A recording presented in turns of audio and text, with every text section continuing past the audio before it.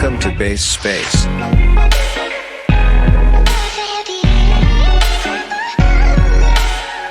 crypto podcast. Base Space. I want to officially welcome all of our listeners and Tor to the Base Space. For those who aren't familiar, this is a crypto podcast hosted by myself, the Crypto Mewtwo, Chase Coins, and Super High that creates opportunities for growth, networking, and education in the crypto industry. Today we are honored to have Tor Bair, founder of Secret Foundation, who also plays a key role in the Secret Network. Welcome to the show, Tor. Thanks for having me, guys. Yeah, absolutely, man. We're pumped to have you on. It's tradition here for all of our new guests that we bring on the show. We always like to ask them how they got into crypto. Cool. I'm down with the tradition. So let's see. I got into blockchain on the building side when I was in grad school. So I was in grad school 2014 to 2016. I was at MIT when they were teaching the very first blockchain development courses, and I was cutting my MBA classes to hang out at the Media Lab and take those courses.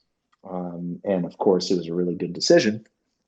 But I was paying attention to crypto starting probably closer to 2013 because in a past life, I was a derivatives trader and I was attracted to anything that had obscene volatility. And at the time, the most volatile asset on the planet seemed to be Bitcoin. And at the time, it seemed like it was a very volatile asset, but it also seemed like just like a gigantic bubble and nonsense and all of those other things. And it wasn't until grad school that I kind of took the technology seriously. And of course, one thing led to another, and here I am.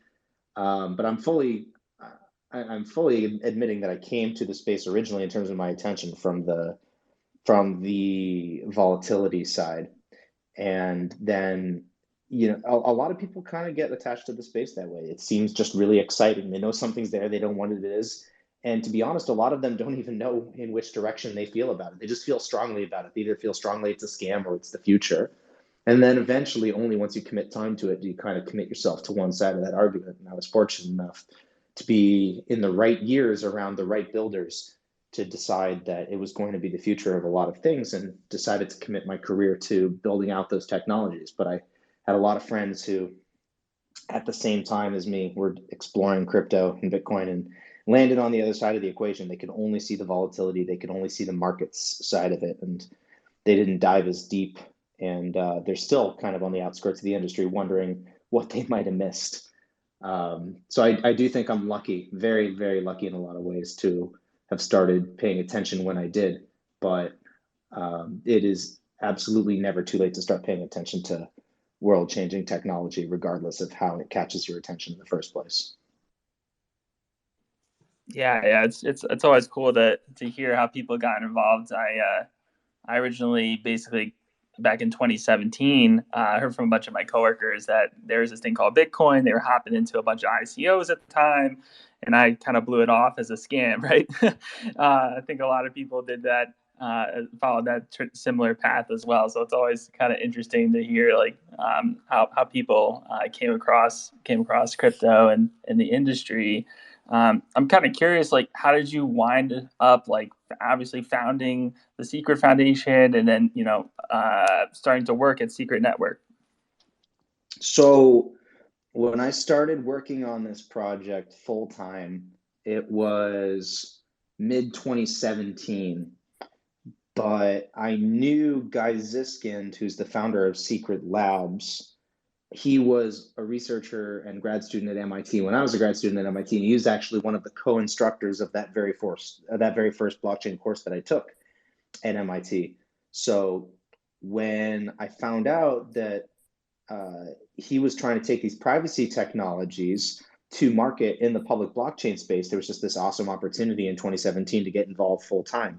And I joined, and there were really 3 of us in 2017. Now it's a little bit bigger than that. But I was the head of growth for the entity that's now Secret Labs, where Guy was the founder. I was their head of growth for 3 years and then left to start Secret Foundation as a separate entity in mid 2020. So Foundation's been around for about a year and a half now. And we work very closely with not only Secret Labs, but the rest of the Secret Network ecosystem to work on growth for the network. We really own a lot of stuff around marketing and community growth, and everything from developer onboarding to business development is something else that we pay a lot of attention to too. But primarily what we care about is how do we get 1 million or tens of millions or hundreds of millions of users using privacy first technologies in Web3. That's what gets me up in the morning. That's really what our organization does. And we are very fortunate to work alongside a lot of incredible developers and builders in our ecosystem, from the protocol level to the application level and beyond, to get to solve that problem. And obviously we've come a long way since 2017, but it does feel like we're only just scratching the surface of adoption. It does still feel super, super nascent. And it's cool to finally see some of this stuff in 2021 and 22 really hitting the mainstream, especially on the NFT and metaverse side. It finally feels culturally relevant and not just technologically interesting. Yeah, like you've definitely obviously been working with Secret Network, since 2017. I'm curious, like what's kind of like the most important lesson you've learned, throughout your time working within this ecosystem and within the Secret Network? Man, what a question. To distill it to one learning is kind of tough, but I would say maybe it's two sides of a coin. I've learned that you have to tune out a whole lot of noise and you have to zoom out a lot to stay focused and really think about what matters, especially if you're looking to be self-sustainable for decades, not just a month. But on the same token, I would also say, while you're tuning out the noise, you have to be willing to listen to voices from anywhere. And one of the things I think we've done best as an ecosystem is really involve members of the community at every stage. And we're a lot more community driven and grassroots than a lot of Web3 projects, which is a point of pride for us. And we listen to every voice in the ecosystem, anybody who has ideas. Now, ideas, of course, backed by data and strategy and everything else. But if there's an idea and there's the human capital willing to push it, there is a door to walk through in our ecosystem to push that idea forward. So it's this mix of really being committed to openness to ideas, openness to people, openness to the future of these technologies. And at the same time, you have to kind of ruthlessly edit out the negative voices or the voices of fear that are telling you that, we've been building through a couple cycles now. So yeah, we know everything can fall apart at any minute, but that doesn't deter us from the mission. And the mission is to get millions of users onboarded with privacy first Web3 technologies. And as long as you're not taking your eye off that ball and you strongly communicate that that's your aim and your mission, you end up attracting thousands of people to that mission alongside you. And then it's just easy to listen to them to know where you're supposed to take things next. So summarizing, it's that mix of having an open mind and listening, but also being able to block out the distractions and the negativity when it's time to execute. Yeah, I love that, because even as just like I'm not a developer, but as an investor, right? Being able to be open, but still filtering everything out is still a big challenge in this space that's rapidly growing with so much new development happening in Web3, especially during this current cycle with DeFi and CeFi and all these awesome NFT projects that are popping up too.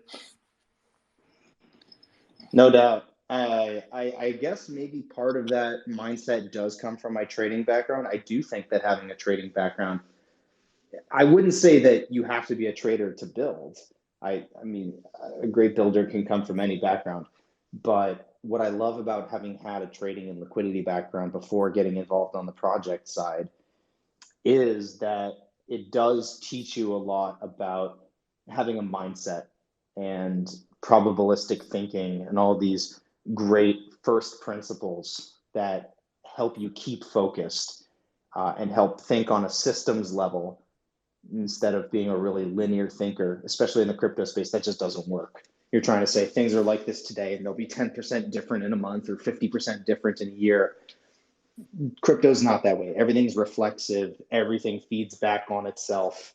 You have to be able to project out orders of magnitude of difference in the evolution of an ecosystem. And you have to think in tipping points instead of just putting one foot in front of the other.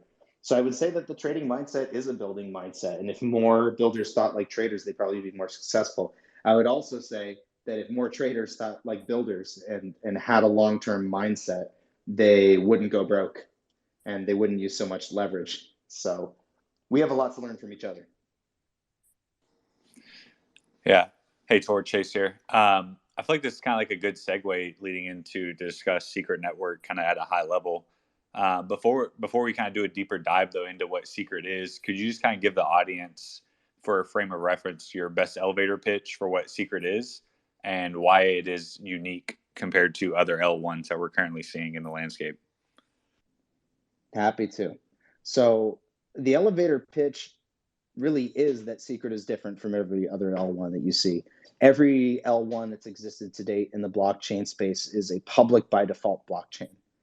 And what that means is the data being used by that blockchain is public to everyone, not just the user, but anybody who would not just be interacting with the blockchain, but even glancing at it. You're getting a full picture of all the data being utilized by these applications. And if you're running a miner or a validator in one of these networks, you actually even get to see the future. You see all that public data first, and you have an informational advantage.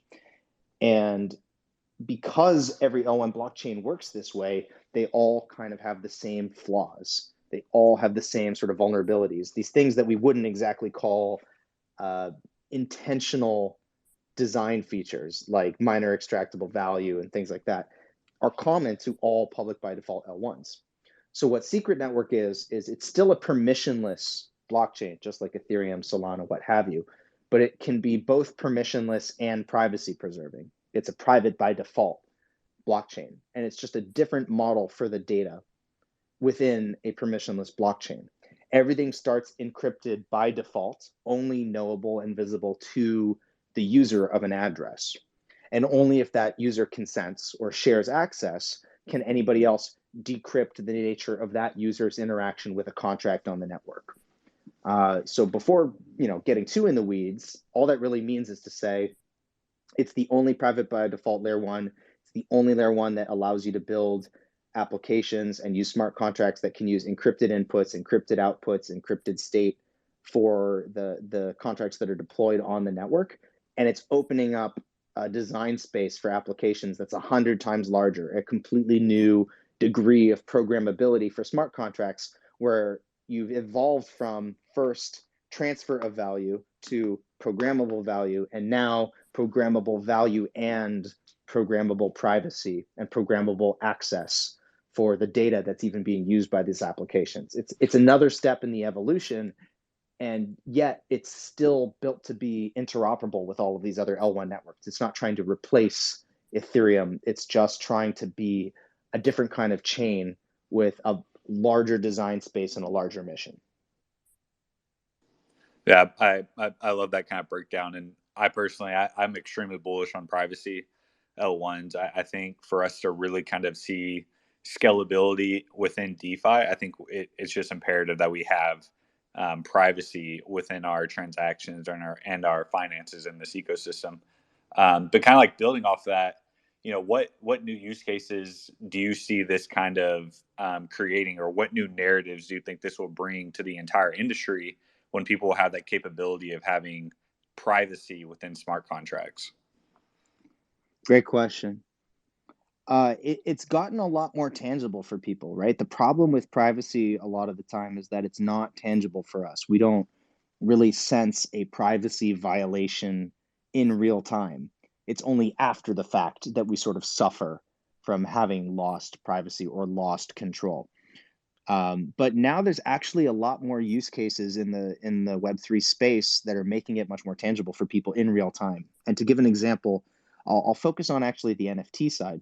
Because when people think of privacy and blockchain, I think their minds naturally jump to private transactions, and for good reason, right? There's good reasons to want privacy for our financial lives. In the real world, only our banks know what we're doing with our bank accounts. We don't have to reveal it to our neighbors or to strangers by default. But the way the blockchain space works is everything you do on ETH is public by default and by design. That's already bad. But again, you can kind of only feel that after the fact sometimes. But let's take NFTs as an example. An NFT on a public by default blockchain, Ethereum, Solana, whatever, they have public metadata, they have public ownership, and that's your only option. You don't get to say, I privately own this NFT. You don't get to say this NFT has private metadata that only the owner can view. So it's a very narrow design space. And that's why most of the NFTs that are being used are these flex NFTs or these PFP NFTs where you get to say, I'm a member of a community. But that's about it. I mean, it doesn't really go much deeper than that. I think it's a really shallow use case relative to the potential of what non-fungible tokens could mean. On Secret, by design and by default, you immediately get this additional degree of programmability. So you can have either public ownership or private ownership. You can have either public metadata or private metadata, where the private metadata is only visible by the owner or only by accounts that the owner selects to be able to have that access to the private metadata. Immediately, you can see the kinds of use cases that unlocks just from having this layer one functionality for NFTs. So you can immediately have like an art NFT where in the public metadata, you have the lower resolution image and only the owner gets to view the higher resolution image. Or you can code a gallery where only the accounts you select are able to view your NFT collection and you can rent that access. Or if you look at gaming and metaverse use cases, what if you wanted to build a Web3 game and you wanted to use imperfect information? I would say that almost any interesting game, maybe chess excluded, involves some degree of imperfect information between parties who are participating in the game. Without privacy, everybody has the same knowledge of the game state. Like if you're playing poker, that's basically like being able to see the other person's hand, and also basically being able to see the entire state of a deck of shuffled cards. So if you start thinking about it for more than a couple minutes, you start to see how any kind of privacy, any kind of imperfect information between parties. I mean, if you think about privacy that way, it becomes a lot more obvious why you might want imperfect information between parties in any kind of scenario. Maybe it's private voting, private auctions. All of this becomes possible with a private by default layer one. And on a public by default chain, the problem is you can't just re-encrypt something that's already been revealed. Cryptography only works in one direction. That's the whole way that cryptography works. If it's private, you can always reveal it with your key. If it's public, you can't put the cat back in the bag. So Secret Network unlocks all of the use cases where any data needs to be private at some point, at any point in the process from any party. And on other networks, because you're forced to reveal all data to all parties in the process of using the application, it just eliminates so much of what should be possible with permissionless applications. Yeah, that's actually a really interesting take. One I haven't really thought about myself. You know, you kind of think about, as you kind of like hit the nail on the head, you think about privacy as a necessity within your transactions, or hiding transactions within DeFi. But this really kind of opens up for game theory to play out on an even more in-depth level, to where it's actually privacy is an additional add-on feature in which you can have more creative use cases that are actually built out of that, whether that's through GameFi or even NFTs. I'm actually curious though, could you kind of touch on how you add privacy into a smart contract and how that really is kind of different from the smart contracts that we're used to interacting with today on like Ethereum or any of the other EVM chains that we're bridging to? Yeah, gladly. So it actually comes down to how we achieve this at the network level, because we have a very unique requirement of the validators in our network. So the way that we're currently achieving privacy for smart contracts is through the use of both software based privacy solutions, like key exchange cryptography, and then also hardware based privacy solutions where you have to use, as a validator, you have to operate with an enclave, a secure enclave active. And what the blockchain is actually doing is, in effect, executing inside that secure enclave. And as a user, to be able to decrypt what you're doing in interaction with the contracts in the network, you have the decryption key to be able to see what you yourself are doing. And if you were to look at the block explorer for Secret Network, you would be able to see addresses interacting with contracts, but you wouldn't be able to see anything about the nature of that contract interaction. So you could see an address interacting with a token contract. You couldn't see whether it was telling the token contract to send value of any amount to any address. You just see this encrypted interaction. Only the owner of that address is able to decrypt the nature of that interaction.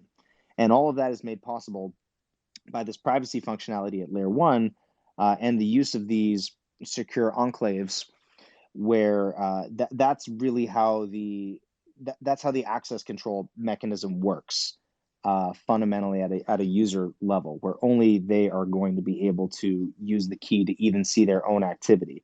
It adds some user friction depending on how you are.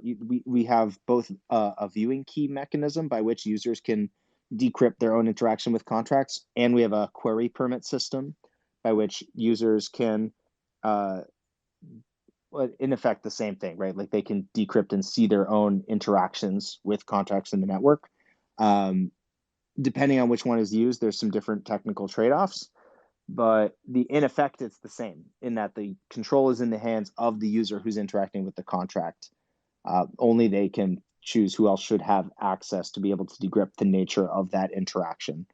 And all of this is regulated, again, at layer one, not within any particular application built on the network. Every token in the network, every contract in the network works this way, which means you can have privacy, but also composability. Gotcha. Yeah, that's super interesting. Like secure enclaves and those trusted execution environments is like a topic I've been kind of a little bit more interested in and reading into. So it's really interesting to see like how that plays a role within your guys' solutions. I'm actually curious. This brings up the point though. How do you think regulations are going to kind of like come into the fold in this? Is that a concern that you have? It is a concern that I have for public by default blockchains, and I'll explain. I actually am shocked that we've built out Web3 as far as we have, with this public by default system that don't have any sort of protections or guarantees for users, because their data is constantly being exposed by default. And if you look at this system in the Web2 world, companies get fined billions of dollars for exposing sensitive user data, for example, or providing improper access to that data that users have not consented to. And in Web3, it just kind of seems like we all take for granted that all the data we provide to the blockchain is going to be public to all parties by default. And we're always, in effect, consenting to front running because, as we said, in public by default chains, miners can see the transactions coming into the mempool before anybody else, and they can, in effect, insert their own transactions ahead of any users. In the real world, front running is illegal. Leaking data, sensitive data, is illegal. There's plenty of regulations around this. And these are just things that happen constantly in the Web3 space. We take it for granted because this is how the systems worked when we built them. It was hard to add privacy. In fact, nearly impossible to add privacy, especially if you're trying to do it after the fact. Putting the cat back in the bag just can't be done. So when regulators are looking at the Web3 space, I think people have a misconception about how they feel about privacy. Privacy is always something that we've legislated and tried to protect. But there's been so much coverage in the media about how private transactions might be nefarious and require regulation, how it's all money laundering. We forget that that's still the vast minority of crypto activity. It's also something that's really prevalent in the banking world. What regulators are really concerned about is user protections, and they've gone after everybody from Facebook to Uber to Equifax for all of these data failings in Web 2. We don't want Web 3 to end up 100 times worse just because all the data gets leaked by default and because everybody decided that was okay. What I'm worried is that we're going to wake up in a couple of years. We've only built these public by default Web 3 systems, and yes, they're more auditable, but they're substantially less secure. And there are massive privacy violations, the kind that regulators will not be accepting of. The way that I talk about it when I talk about it on stage is I say governments do understand privacy and they very much value privacy. They don't always value your privacy, but they totally get privacy. They love their privacy. They love having their government secrets and things like that. But privacy is definitely a concept that they can understand. And when they do see that it's being violated, they are historically rather quick to act. It does become like a hot button issue that they can jump on.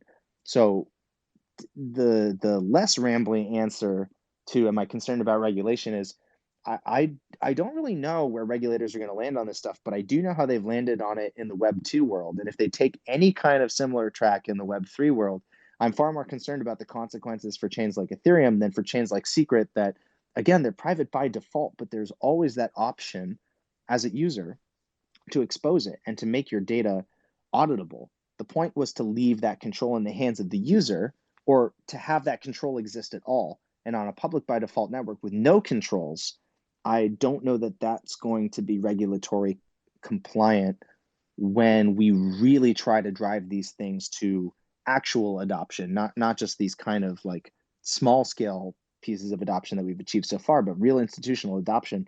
I don't think either institutions or regulators are going to accept the lack of privacy that we've seen to date. Yeah, that's a really insightful response because, and you really kind of touched on this, but thinking around a lot of the social media giants or even, big tech companies, they are held to legislation like the GDPR out of the European Union, which is, the General Data Protection Regulation, where it focuses on having that additional privacy guarantee for the users.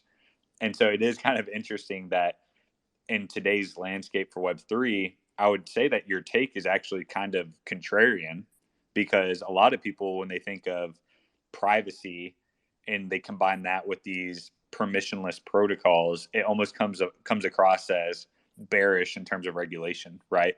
But I think there's actually, and you kind of really touch on this, is like it's actually really bullish for especially privacy protocols that are providing those solutions because it fits that narrative of the GDPR and combining that in this new paradigm shift into Web3.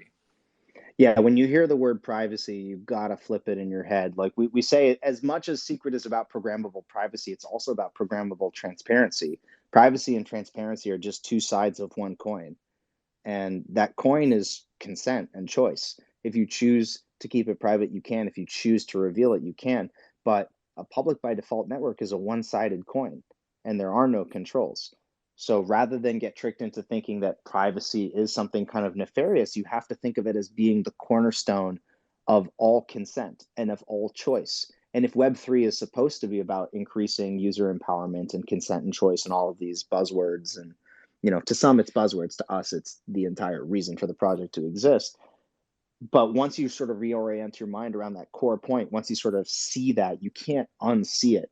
And you start to realize all the ways in which that narrative gets misused to enforce outcomes that are really negative for end users, but maybe positive for surveillance capitalism. And we already have a really great global economic system for optimizing surveillance capitalism. We didn't need blockchain to make it any better. I'm not really in the business of improving the shitty system that we already have. I would rather build something that works better. And we can't take our eye off the ball. Otherwise, it's just going to end up a worse version of what we've already got. Yeah, absolutely. I did want to circle back to kind of a topic that I think you kind of briefly had hinted to without using the term, but viewing keys.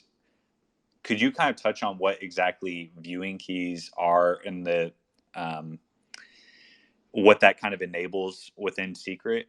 And then also, is there any potential possibility of those viewing keys being breached from like a security perspective? Yeah. Well, what they are is a key.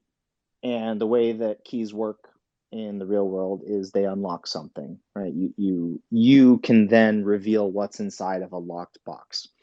And because we're saying secret is private by default, the question is, what is being hidden and who holds the key?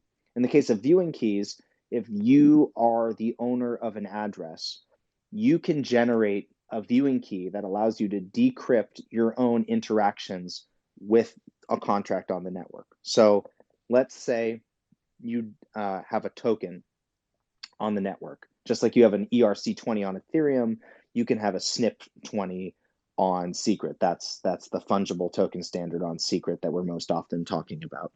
With your viewing key, when you interact with that SNP20 contract, you can see what you did. So you can see where you sent it, you can see the quantity of the token that was transacted, all those other things. If you don't hold that viewing key and you look at that interaction on the blockchain, it's going to be a big mess of numbers and letters. You can't see what happened at all, and that's intentional. However, if you're the user and you share that viewing key, then somebody else could decrypt the nature of that interaction. But that somebody else doesn't have to be a person. You don't have to like physically hand it to somebody and say, here's my key, go check it out. It's also a permission that you could share with a contract, because any other contract on the network can't necessarily by default be able to decrypt your interaction with a different contract on that network. It's something that as a user, you have to consent to, and then you can create that interaction. So that's how viewing keys work in the network. It's just how we enforce this idea of access control for data in the network. I also mentioned we have this query permit system, which is a different way of achieving the same result, essentially. And there's different trade-offs for each in terms of cost, like gas costs or performance or security. But they're essentially trying to enforce the same thing, which is that control falls in the hands of the user that can generate that query permit or generate that viewing key, meaning the owner of the address. As to the security properties, like could these viewing keys be leaked or this, it's just like any other key. If you leak your private key, you're in trouble. Like never share your private keys, don't share your seed phrase, all these really, really, really important security properties. Now, viewing keys are at a slightly less existential level. They're just giving you the access to view something that occurred. If you share your viewing key with somebody, they can't go and transfer assets out of your wallet. They could see the nature of some interaction you've made with a contract, though. So there are all kinds of things you have to build in for security within programming applications now that you have to be thinking about for viewing key security and how these contracts are going to talk to each other. It's another aspect of programmability that you have to consider. But remember the alternative. The alternative is that everything is public by default, that every application, every user gets exactly the same access to your data as every other. That's not a good system.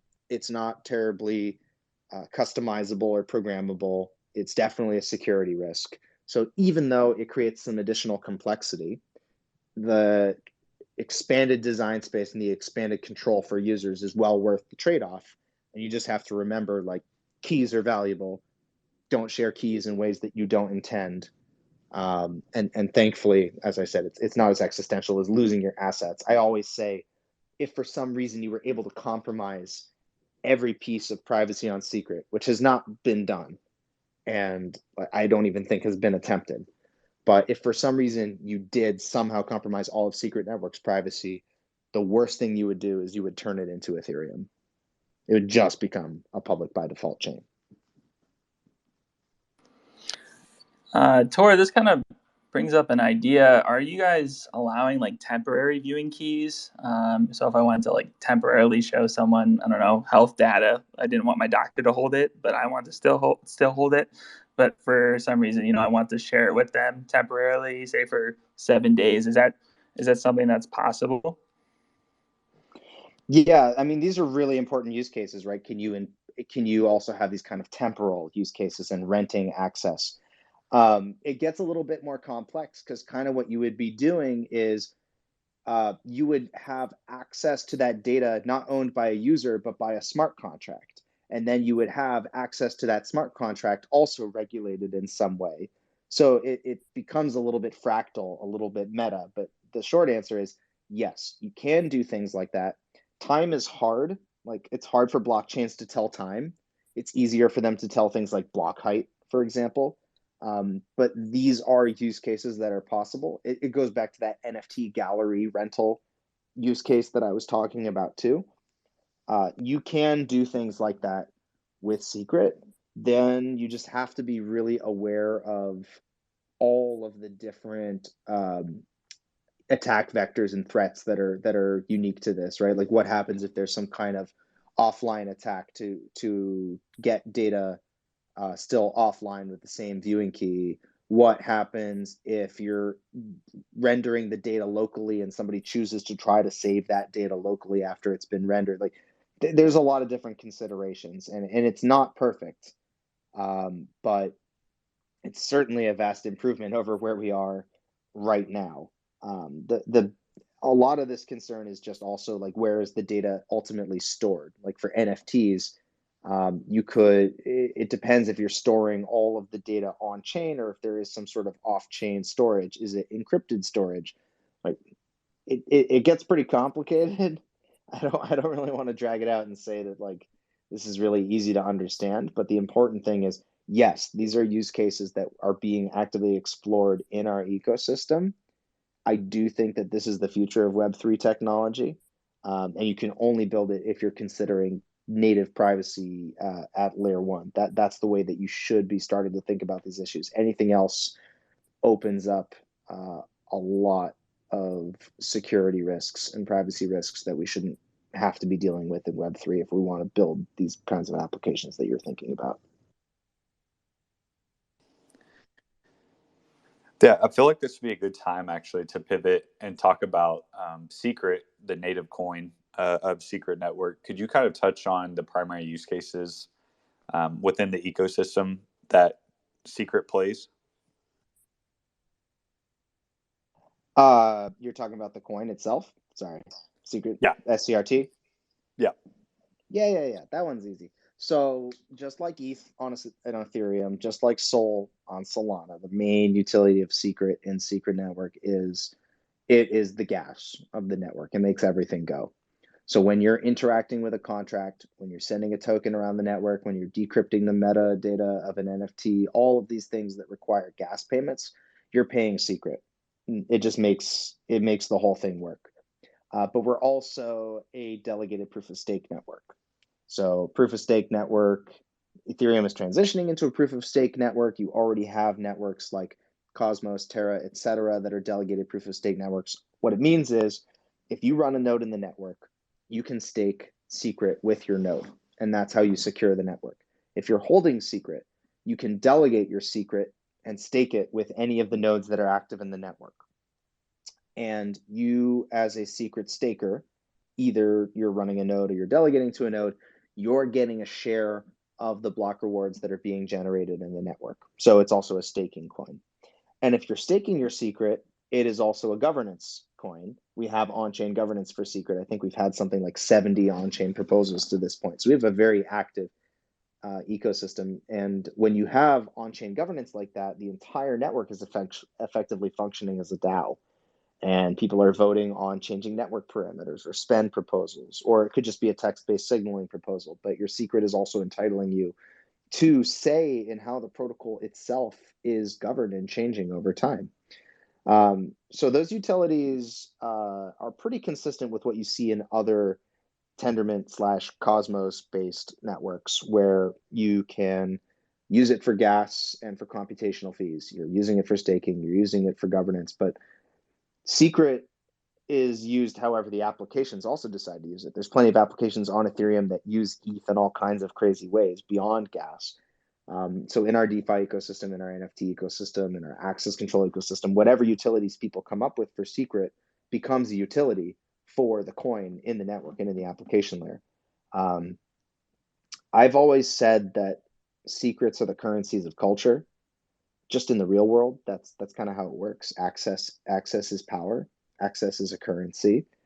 And I love the idea of the branding of the entire network being built around the idea that secrets are currency in our own network, because privacy is valuable, data is valuable, access to that data is extremely valuable, and control and consent over how that data is used is extremely valuable. So therefore, your secrets are valuable. Most people on our network choose to stake their secrets, hold their secrets, keep them tight. But it still has a lot of utility within the network, just like ETH does on Ethereum. And as network usage grows and demand for secret grows, it does provide a lot of demand back into the layer one coin. Yeah, that is really poetic, actually. Let's say I want to be a validator of secrets. What are the requirements to become a validator within the network? So it's permissionless. Anybody can set up a validator and start up a node, but there are those hardware requirements like I talked about. Nodes in the network do have this added degree of hardware requirements where they have to operate a machine that does have these secure enclaves enabled, that are patched. We actually require quite a high degree of compliance for patched nodes in the network. When you're a permissionless network, you can't take any chances. You can't say, okay, run your kind of patched node in the network. In a permissioned system, maybe that can fly because you know every party that's operating, you trust everybody, maybe by default. In the blockchain space, the default usually is don't trust anybody, meaning we need really high degrees of security for having a node and choosing to join the network. We need to know that you're running the latest patches for any of the hardware so that even any sort of speculative vulnerability that's been discovered is not something that's exploitable on our network. That's for user security, application security, everything else. But outside of that requirement, operating a node in the network is not too different from operating a node in other delegated proof of stake networks. And there's a lot of cloud providers that do support running secret nodes in the cloud. A lot of nodes and validators in our ecosystem choose to run their own hardware, which is awesome and good for decentralization. So we're hoping to continue to expand the network over time. It is a permissionless network, but currently we have a max cap on the number of nodes in the active set. Over time, that cap has been expanding. We want to continue to expand it.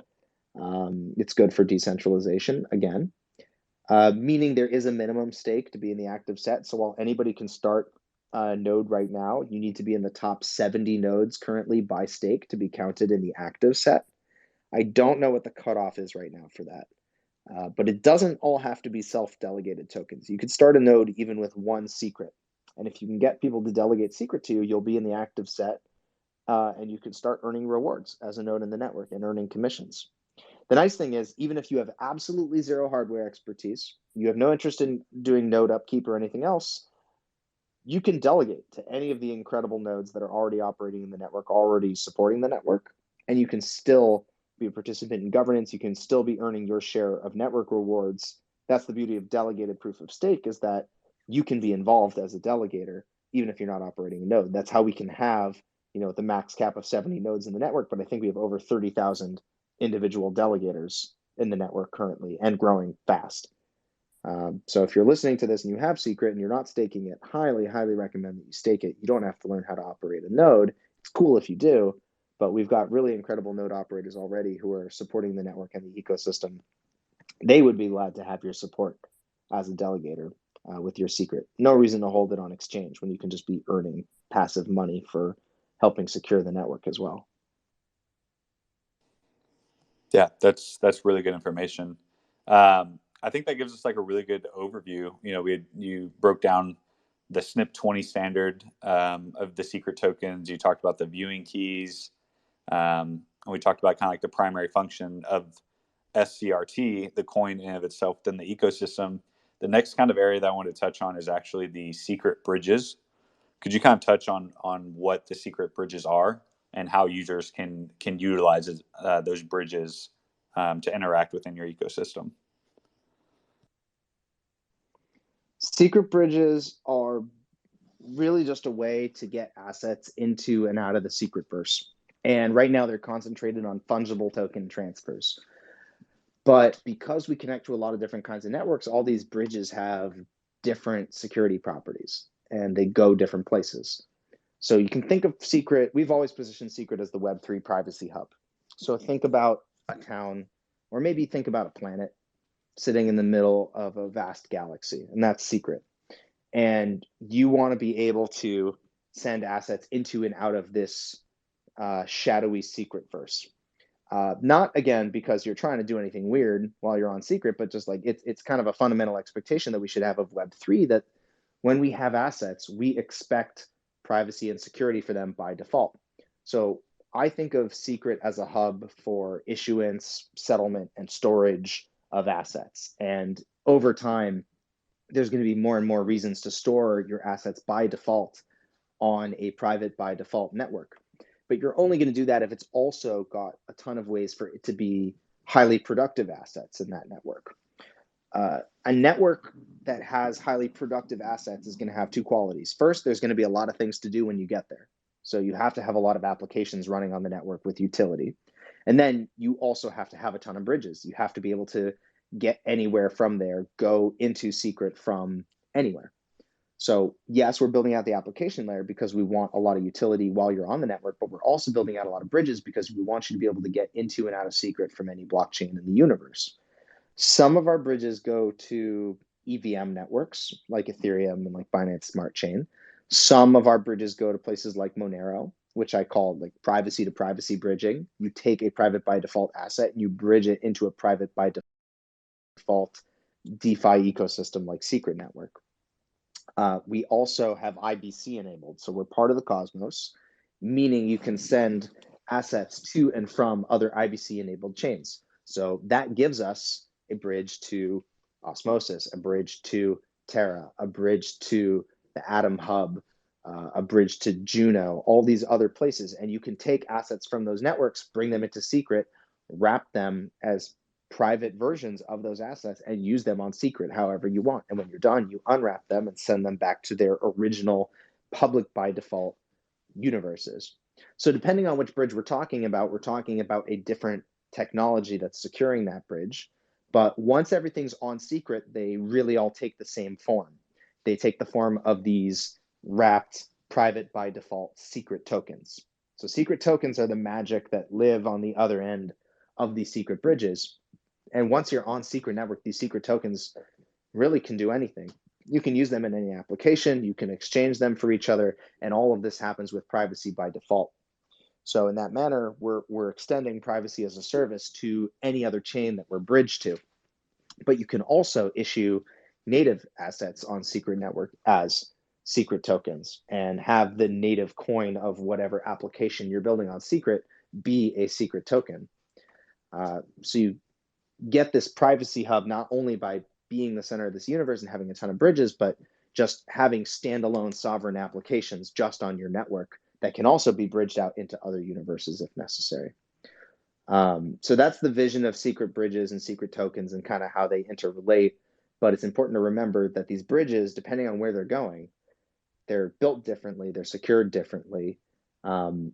What's most important to us is what happens on our side of the bridge. Once you're in Secret, once you're in the Secret verse, we want you to have those strong data privacy guarantees. And we know that once you bridge out of Secret and you're going to a public by default network, you're going to lose a lot of those guarantees. There's really no way around that. If one side of the bridge is public, you can't just make everything private on the other side. The entire other chain on the other side of the bridge isn't built that way. So what we concentrate on is making sure that once your assets are in the Secret universe, that you get the privacy that you're expecting, but you also get that vast utility within the Secret ecosystem and all these applications like I'm talking about. It needs to be both private and productive for us to be the privacy hub that is accruing and creating this much value in the Web3 multiverse. Yeah. And I believe you guys use a 3 of 5 multi-sig for the bridge. I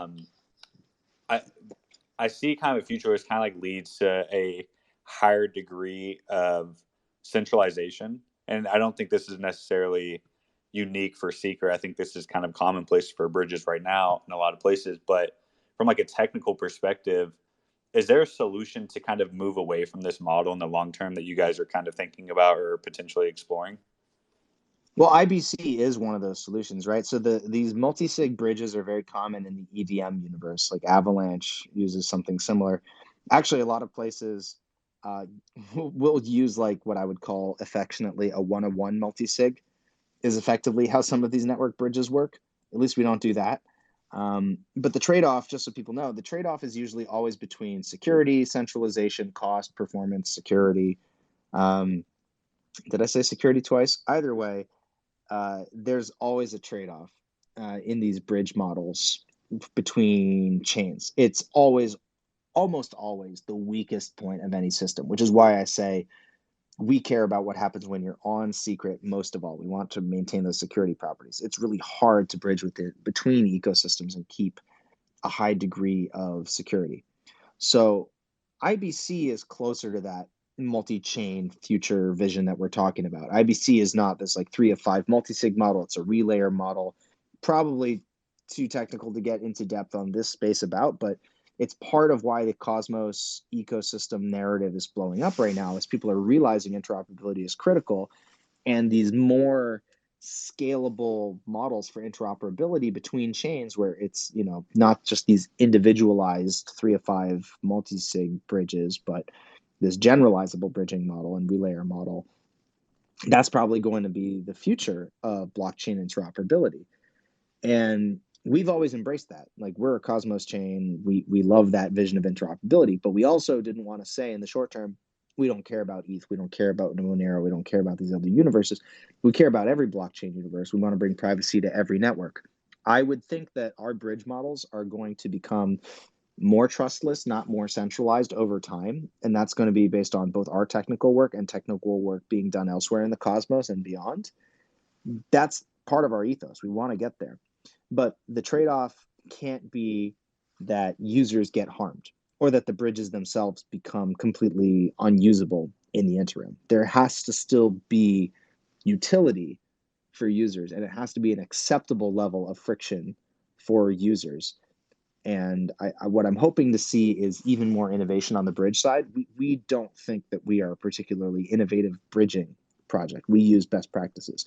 We think we're a groundbreaking, innovative privacy project. So we differentiate on that. But we will use whatever best practices exist for bridges in the blockchain space. We've always built for interoperability and for using standards across the Cosmos space and outside of it.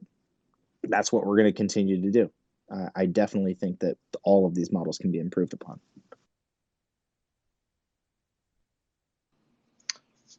Hey Tor, Super here. So you've answered a lot of my questions, kind of just as Chase has been asking them. So I appreciate you for going in depth on a lot of that.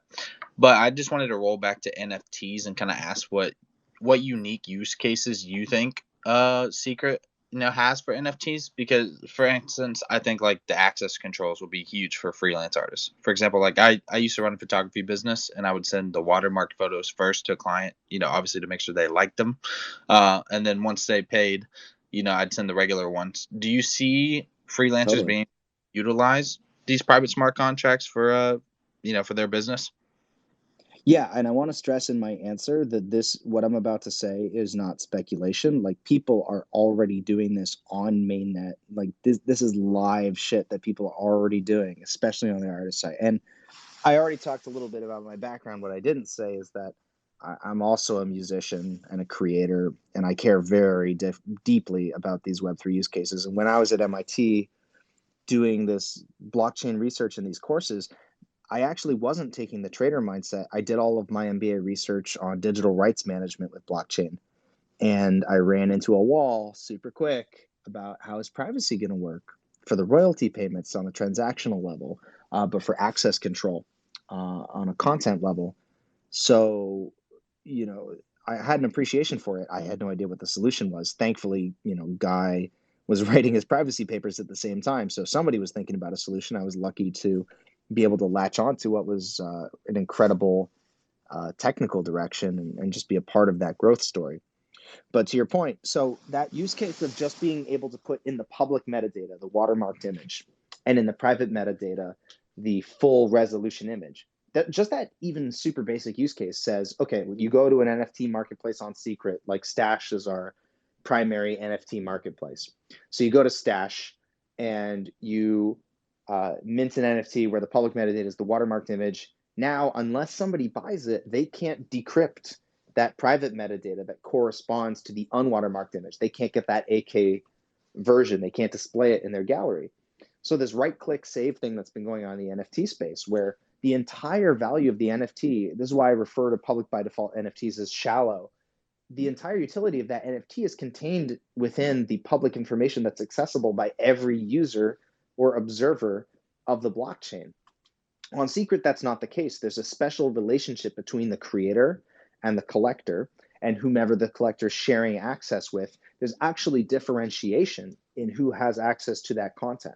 And unless you're purchasing that content or renting access to that content, you don't get all of the utility from that content. It's a model that creators are a lot more comfortable with. But also on the collector side, it gives you a lot more confidence that the thing that you're buying is actually going to hold its value. Because once you own it, you don't also own it along with every other person who's ever observed the blockchain. You don't worry about somebody going and scraping the full resolution version of the thing you just bought and re-uploading it and doing that somewhere. Like, the whole point is that there's been this special relationship created, and it's a relationship that has been paid for and then mediated by the network at layer one.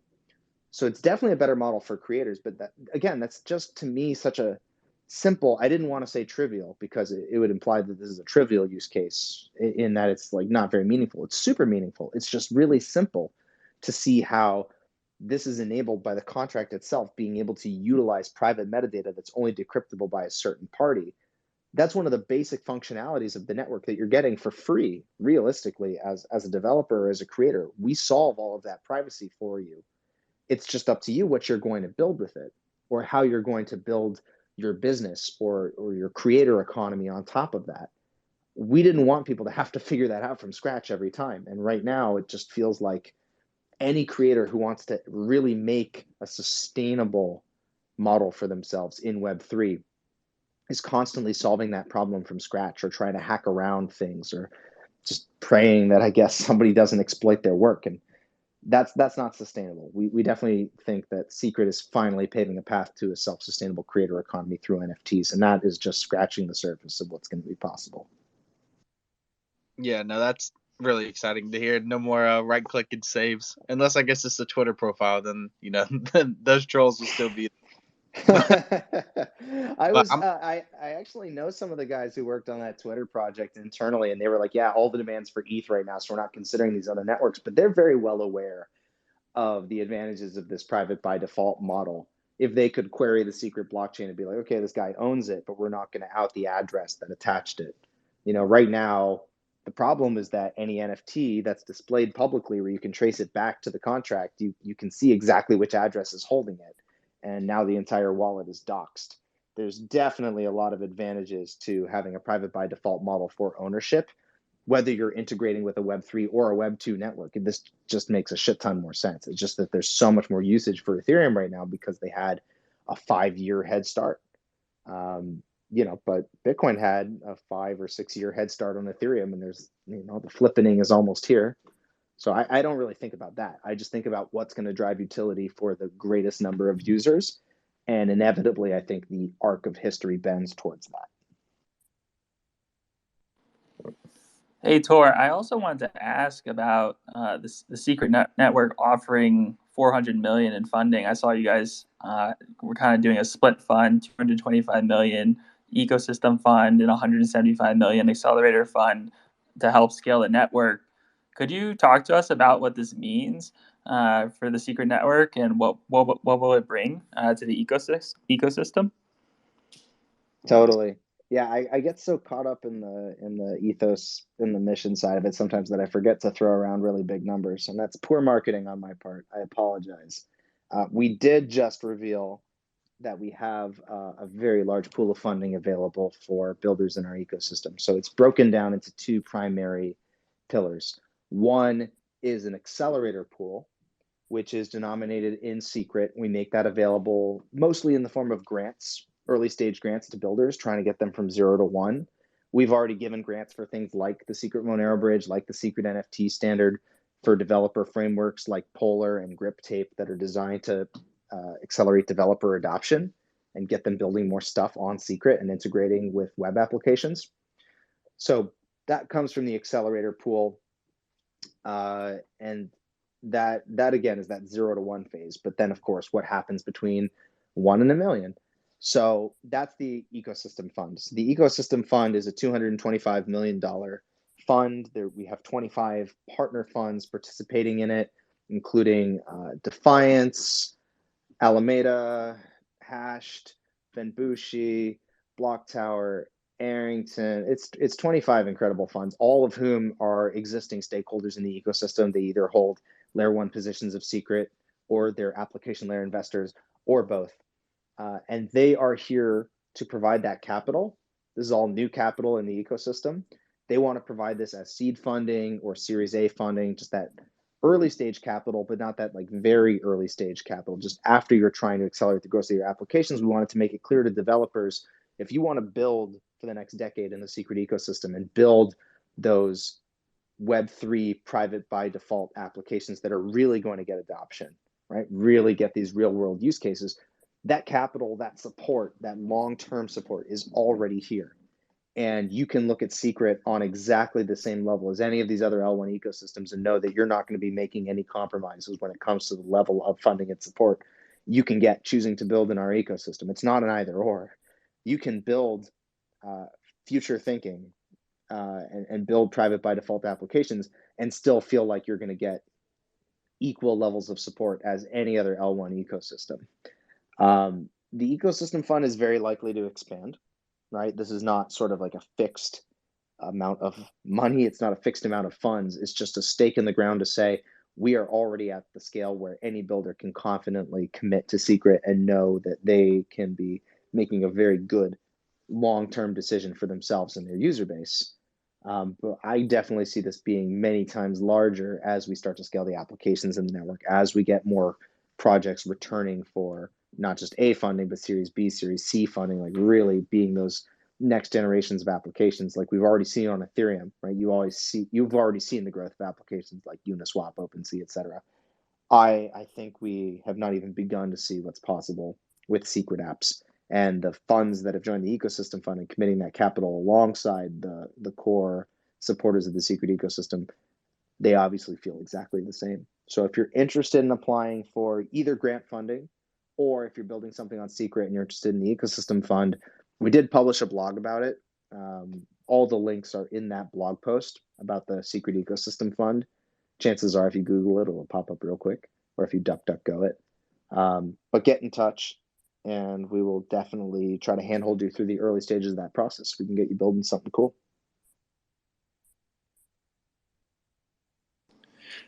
Tor, I had a follow-up question on kind of like the topic of growing out the ecosystem, and I'd imagine we're going to see kind of an explosion of DeFi applications within Secret Network. Are there any plans right now? I don't believe you guys are currently integrated, but are there any plans to integrate into Chainlink as an Oracle solution for your apps within your ecosystem? Interesting question, because we've actually been talking with their team for a very long time. I know that we've already worked with Band, because Band was within the IBC and Cosmos ecosystem. I know Shade just announced the partnership with Supra Oracles. So it's one of those things that has definitely been under consideration. There are existing Oracle solutions. I don't know the state of Chainlink integrations now. I just know that we've been talking with their team for many, many years, since back when, even before we launched as a mainnet sovereign chain, back when we were still thinking about doing something as an Ethereum L2, we were talking with their team. And Chainlink also is a project that started in the public blockchain space around the same time as us. We were basically right that same time at 2017 when these projects were coming out. And they also have a very strong academic backing and background. So yeah, I don't know the plans. That's a great question, but I do know that there's a lot of mutual respect between the teams, and if something's in progress, maybe I'll find out right after this space that I've misspoken, and actually the integration is well underway. But we've definitely spoken with their team multiple times in the past. Yeah, no, that's awesome to hear. That's a project I follow pretty closely, and I could see some of their solutions that they'll soon be rolling out with having the cross-chain composable smart contracts. I could see that really kind of being a really large benefit for Secret, because, like you're mentioning, we have all these public chains, right? So say I'm using Avalanche, but I may want the privacy of Secret that you guys provide. And so with that solution, you could have a larger bundled smart contract where I could actually utilize the privacy preserving functions of Secret, and then whatever use another layer one, whatever they're specifically good at. And so it was just an interesting thought, because I see a lot of kind of symbiotic. No, I'm just agreeing. Yeah. No, for sure. I can probably go like another 5 if there's essential questions we got to do. It's getting a little late for me here, and this is my third Twitter Space of the day. But I'm really enjoying the conversation. I'm also happy to do more in future. But maybe there's some good wrap up questions or anything that we didn't get to. You can hit me with them. Yeah, I think that was actually our last wrap up questions. Mewtwo, did you want to? Yeah, I think that closed it out. I mean, Tor, I mean, we sometimes at the end of these episodes we bring on audience questions. I don't know if you want to do one audience question, then we sign out. Are there any really good audience questions? Who's got one? I don't know. All right, guys. If you have a really That's the good mystery. question, no really pressure. good, really based.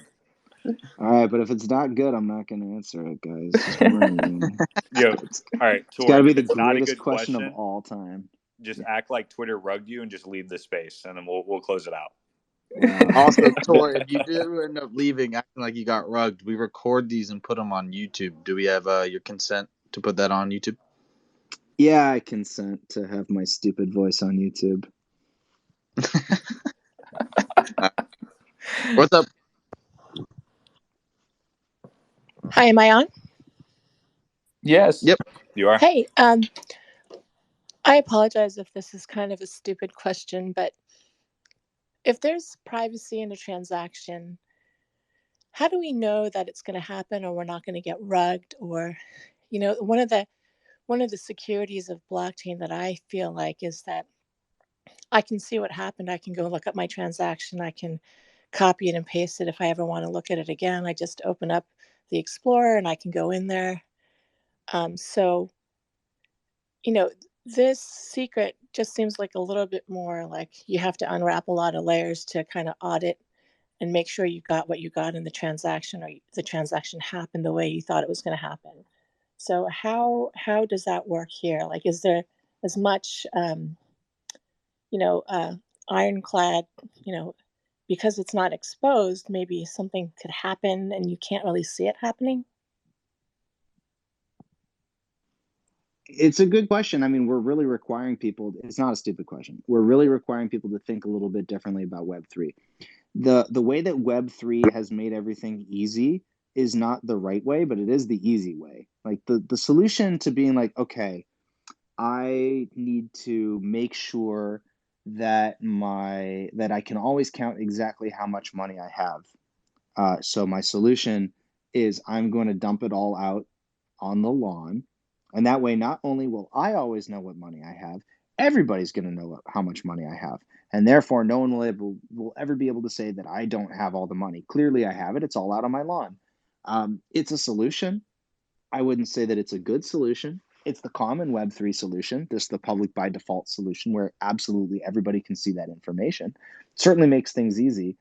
Certainly does not make things secure, and certainly does not make me feel comfortable. What we need to do is build utilities on top of a private by default network that makes the user experience feel equally easy, where you can just put your address into one of these utilities. And if you want to see your history, maybe you're not going to the Block Explorer, but you're just going to an application on top of the Block Explorer, like you're logging into your bank. You can verify that you're the owner of the account, and now you can decrypt all of your history in that account with whatever contracts you specify. If that's the level of utility that we're enabling, this is just a UX issue. We need to make that really simple for the user, because the solution is not to stick to the really easy way that is also incredibly insecure and won't survive years into the future. The solution is to build better utilities where we retain privacy for users, but there's not these massive trade-offs in the user experience. What Secret is trying to do is build that kind of ecosystem where you can have these privacy guarantees, but you're not being forced to compromise on cost and performance and all these other things that really drive user behavior. Otherwise, you're right. No one is going to accept that. Everybody's going to stick to the public by default approach, even if it's terrible from a security standpoint. If it's the only thing that's usable, we really haven't provided you an alternative. I think you've set the expectation really, really well, which is that it can't suck for you to use Secret.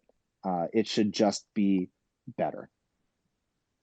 But I guess my question is, one of the things I like about blockchain is it's distributed validation, that the data never changes. It's always the same.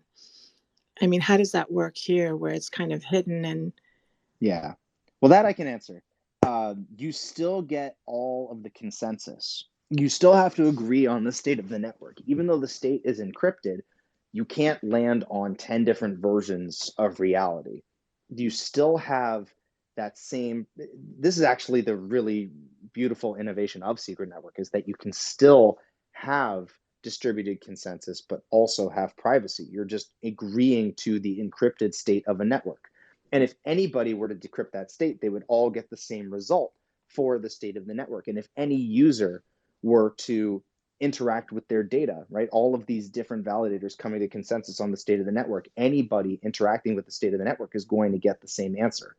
The point is not to have that be auditable by absolutely everybody at all times. What you want is the auditability to be able to say the state of the network has, there's been consensus reached as to the new state of the network. And that you do get, because Secret is a layer one, because validators constantly have to come to consensus on the new state of the network as transactions and computations are processed.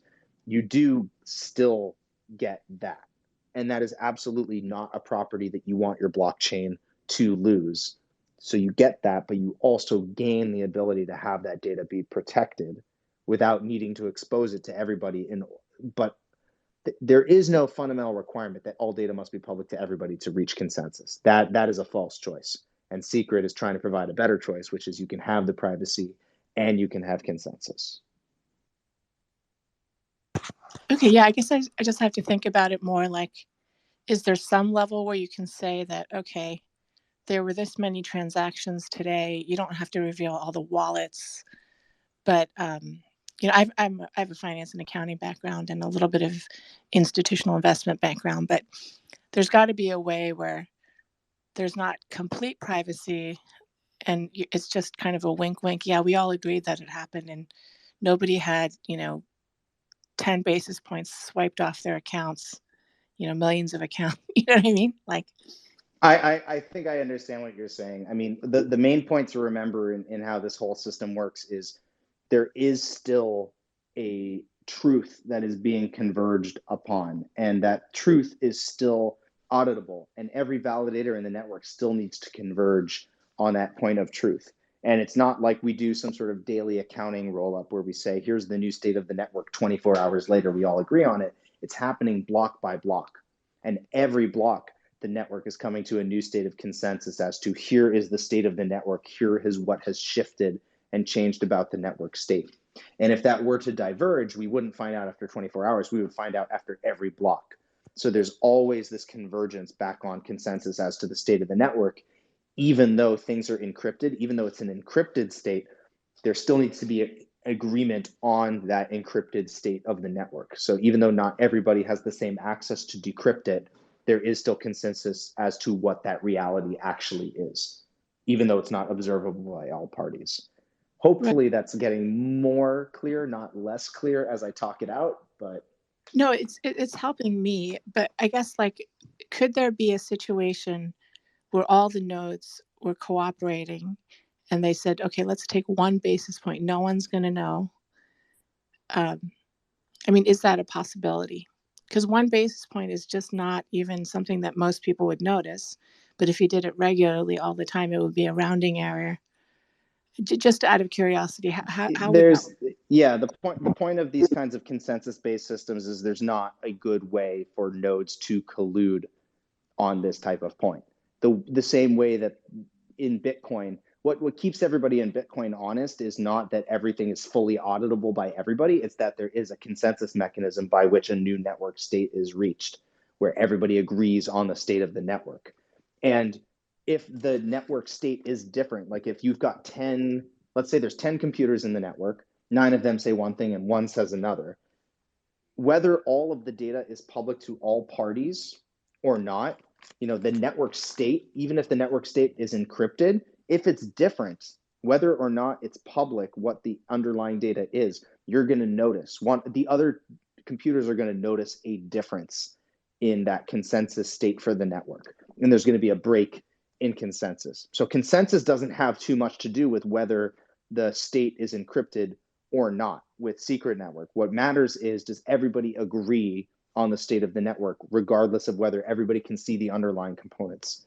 So there isn't really a way for nodes to collude on some slightly altered state of the network and say, well, no one's going to notice if we do it this way, because if one node cheats and drops out of consensus, everybody's going to notice because the hash of that state, that encrypted state, has changed. You will see that a node has dropped out of consensus, even if you don't see the way in which they dropped out of consensus. Even if you don't see which data was changed, you can tell that somebody, essentially broke the consensus pact. So it's 100% consensus. It's not like 2/3 or 90%. Here we're going to get a little technical. I would say just it's similar to other Cosmos chains in how consensus is formed in the network, and there's and how finality is reached, and it's getting a little. I won't say it's getting too late for this. I'm saying it's getting too late for me to try to explain this any more clearly than I have. But you're asking a really, really valuable question. I don't want you to feel stupid for asking it. I'm going to try to find ways of answering this in the future that are going to provide even more clarity. Yeah, I mean, I think it would enhance the value of the coin if we could, I guess, because I guess one of the values of blockchain for me was that no one can really cheat on it. I mean, this thing only has value because we believe in it. It doesn't have any intrinsic value. It doesn't have cash flow. It doesn't have price to earnings ratios, right? So if we can, if it's a black box and we can have some understanding as non-technical people that the black box is working and there's not a way to cheat, then that's good. It just may be like more layman's term. Absolutely. Kang, really, really appreciate you coming up. It wasn't a stupid question, Kang, so it was awesome. And Tor, thank you so much for taking the time out tonight. We really, really appreciate it, brother. No, thank you guys. Thanks for keeping me on my toes. I appreciate the opportunity to come and chat secret stuff. Yeah, I think a lot of what I'm talking about is, again, you have to take some of what you think about Web3 from how it currently is and invert it. But I would just encourage anybody listening, just think about what we want to build. Think about what you'd like Web3 to do for you as a user, and then just ask yourself if it's doing it. And I just believe that where we're headed with Secret is a lot closer to where we were trying to go in the first place. And if you want to be a part of that, just join the Secret community, join the community channels. There's literally hundreds of ways to get involved, from the funding to our community programs like Secret Agents, to our weekly committee meetings, or to any of these secret spaces we do on a regular basis. We do tons of Twitter spaces, and I try to get around. So yeah, drop in. There's literally thousands of things you could be doing starting now to contribute to the version of the future we're trying to build. I appreciate being here, guys. Thank you again for bringing me on. Of course. Thank you for coming on. Everyone stay based. Have a good evening. Stay based, everybody. All right, on. Have a good night.